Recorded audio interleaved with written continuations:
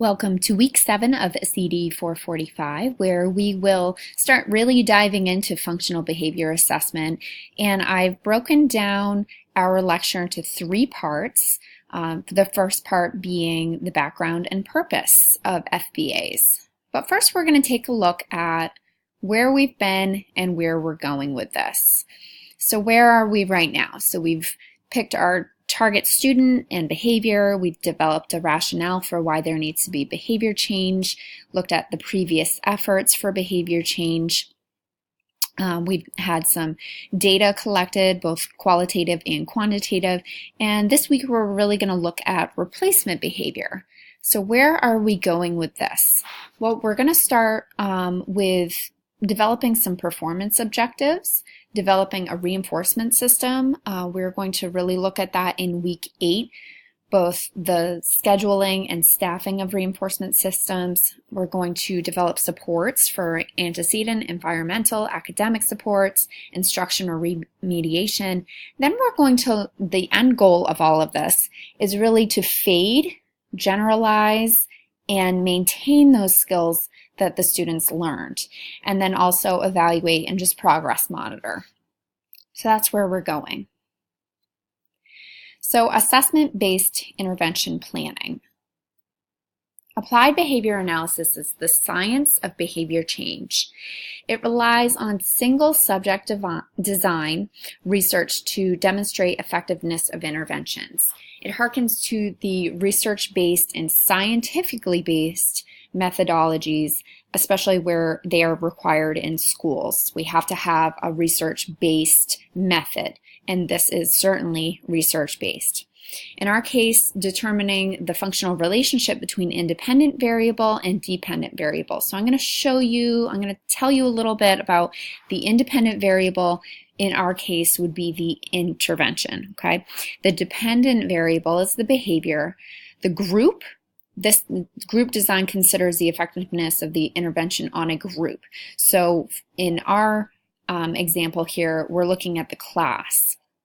And a single subject considers effectiveness of the intervention on the individual students. So with that in mind, the behavioral model assumes that all voluntary behavior is learned as a result of consequences associated with the behavior. So this concern is observable, measurable behaviors. We are not concerned with the underlying psychological causes. We're not using this to diagnose or, to try to figure out, a psychological cause. We're looking at the observable, measurable behaviors. Our focus is antecedents and environmental influences on the behavior. So why do we need to assess behavior? Well, we identify the problem behavior to determine whether intervention is actually warranted, to analyze the problem in terms of the context in which it occurs, and to develop a hypothesis or a best guess about the factors that may predict the problem behavior or contribute to it.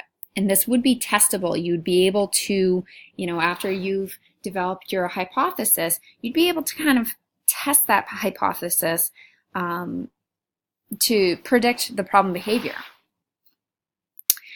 So mental health assessment versus behavior assessment, they are different, and we are obviously not doing a mental health assessment. So traditional mental health assessment focuses on internal processes that are assumed to underline overt behavior patterns.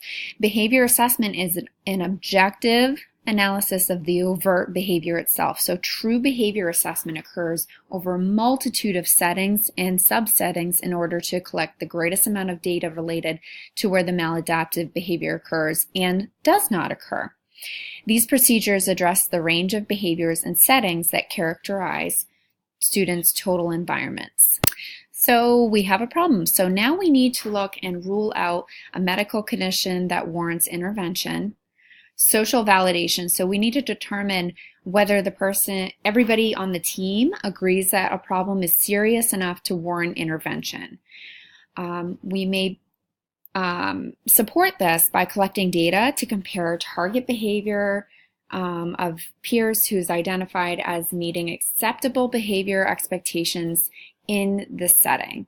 So this can help to mitigate differences in subjectivity and varying teacher tolerance for disruptive behaviors. So really what we're saying here is that we would need to compare our students' behavior with another peer's behavior in the classroom. So really thinking about, okay, is this teacher just having a problem with this specific student?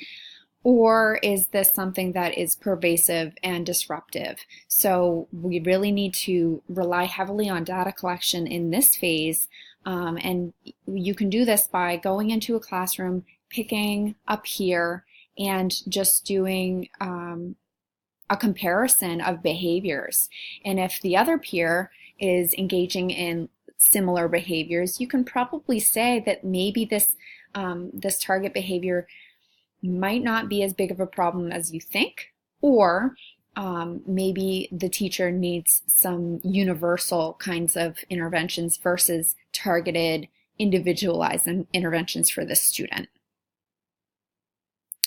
So tools and procedures. Direct behavioral assessment or observation is the most precise method to collect data on student behavior. Indirect behavioral assessments may consist checklists, rating scales, rankings, self-report measures, sociometric procedures, etc. and may be somewhat subjective, as these procedures are assessing the evaluator's opinions about student behaviors rather than the behavior itself. So sociometric procedures are controversial because this method asks students to nominate peers that they like. So I would not recommend this for the school setting at all. All right, functional behavior assessment, when and why. Schools must conduct FBAs of students with disabilities whose behavior prompts a change in educational placement.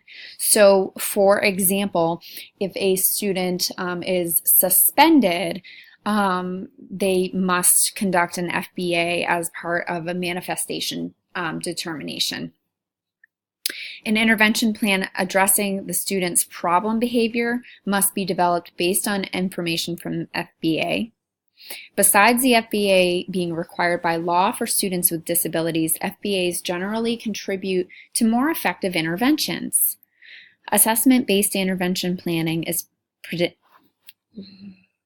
based on the fact that maladaptive behavior happens for a reason and it serves a function for the student.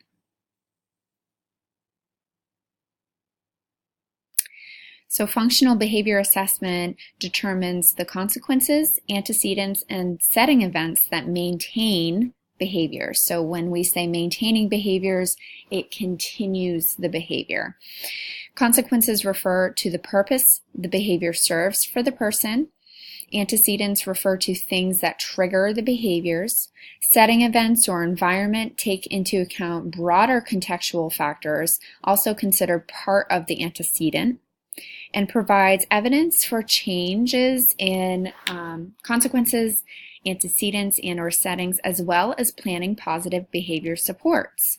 I want to be clear, functional behavior assessment is not the same as functional analysis, because functional analysis is systematically changing the conditions that occur following the occurrence of a behavior. So it's different. I want to go back to this last slide and just point out that this is not just for students who have disabilities. FBAs can be conducted for students who are receiving general education interventions, or RTI, and do not require parent consent unless it's part of testing. So we've had some parent concerns before that I did not give consent for an FBA.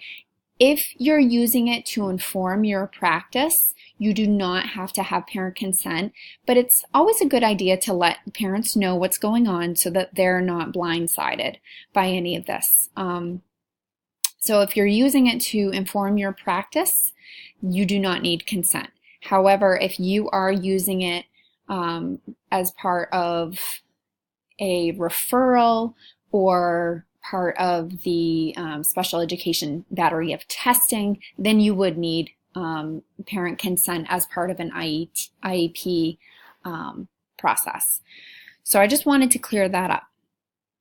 So again, where are we going with this? So we're taking all of this information and we are going to start by looking at performance objectives and reinforcement systems, as well as supports for the antecedent environmental academic instruction or remediation. So our end goal is really that evaluation progress monitoring phase where we've faded and allowed the student to generalize these skills and maintain these skills over time.